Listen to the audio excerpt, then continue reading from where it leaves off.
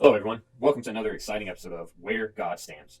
In our study that we've been doing, we've been looking at the book of Hosea. And Hosea is an interesting book because it was a prophet writing in the time of before Assyria comes and overtakes the people of Israel. We talked a little bit about Hosea last week about kind of the crux of the story, chapters 1 through 3, and how Hosea lays out everything that's going to happen. You know, we have Hosea marries Gomer, Gomer goes and is unfaithful, and this is a direct parallel of how Israel has become unfaithful to God. Interestingly enough, we see that Hosea uses many words for Israel. He calls it Israel, Jacob, Ephraim. And we're going to be looking at some of these examples, some of his teachings today in chapters 4 through 11. Really 4 through 10. We're going to try to stay in there, and we're going to save 11 for next week. Interestingly enough, we have these writings for us, and these are just a collection of Hosea's writings, and they're all out of time and shape, and I think it was just somebody wrote down what he said, or maybe he himself wrote down what he said, and has laid them out for us to read without any idea of what time and whatnot. So I want us to dive in now and really read some things in Hosea. There are three things that we're going to talk about today, and I've got some verses picked out for each one of those. The first one is having a relationship with God. Now, we ourselves have talked about in our classes having a relationship with God and how that is important. In Hosea's writings, he says you need to know God or have knowledge of God. In chapter 4, starting in verse 6, so this is God speaking through Hosea to the people of Israel. He says, "My people are destroyed for lack of knowledge. Because you have rejected knowledge, I reject you from being a priest to me. And since you have forgotten the law of your God, I will also forget your children." So Israel, and God's angry with Israel now. He sees that Israel has not been faithful to him and does not want to know him. Now, in the biblical sense of knowing, it has a couple different meanings. To know someone, as Adam knew Eve, his wife, is definitely a deep relationship there. There's also this understanding of how we're supposed to know God. Something so intimate, so deep that we have a connection with him. It's kind of the difference of, like, you know your, let me think, you know a famous person versus knowing someone in the sense of they're always with you and you know their heart and their desires and what they want. Having that best friend since, elementary school, and you understand who they are. And that's the knowing that God wants with his people. He says, you have given up knowledge, and because of you've done this, I'm going to give up your children. So he's talking about the prophecy of Assyria coming and taking them over. I think it's very interesting that they're going to be destroyed because they do not know God. Another thing that Hosea has been talking about in these writings is how big of a... Well, let me just read what he says. In Hosea chapter 5, verse 4, I think it really sums up both the idea that we just talked about not knowing God and also what Israel has been doing. "Their deeds do not permit them to return to their God, for the spirit of whoredom is within them, and they know not the Lord."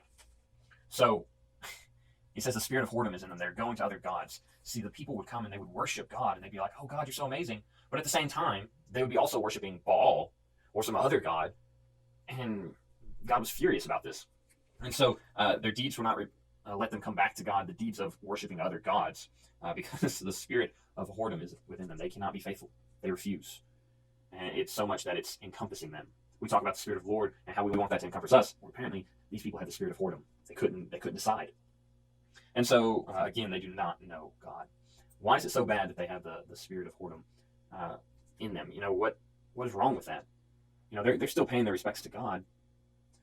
It'd be the same as if, I want you to think of, if you have a significant other, or maybe think about your boyfriend or girlfriend in the future. What if they had this spirit of whoredom in them, and they love you, and they want to have a relationship with you, but they also want to have a relationship with this person, and this other person, and this other person. And these other people are competing for their attention. How much do you want these other people in their lives? Fun fact, Emily, when we first got married, and still some to this day, I have to pay extra attention to my wife because she's my wife, and not let my other relationships get in the way of that.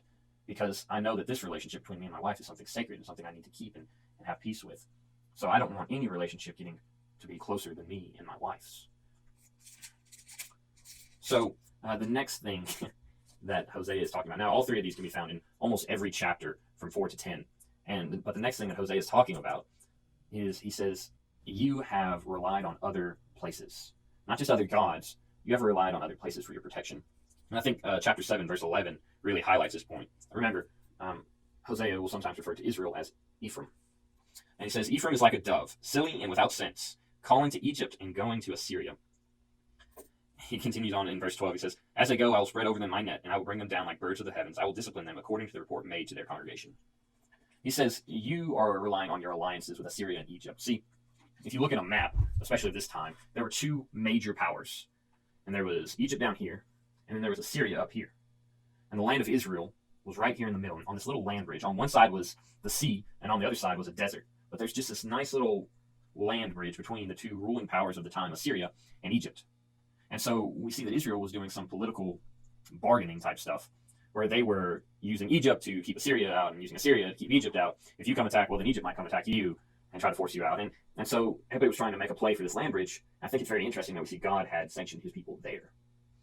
That's always a fun topic. We can talk about that a little bit in our Zoom class if you want. But we see these two major powers, and we see Israel playing to both sides and also relying on them for protection instead of God.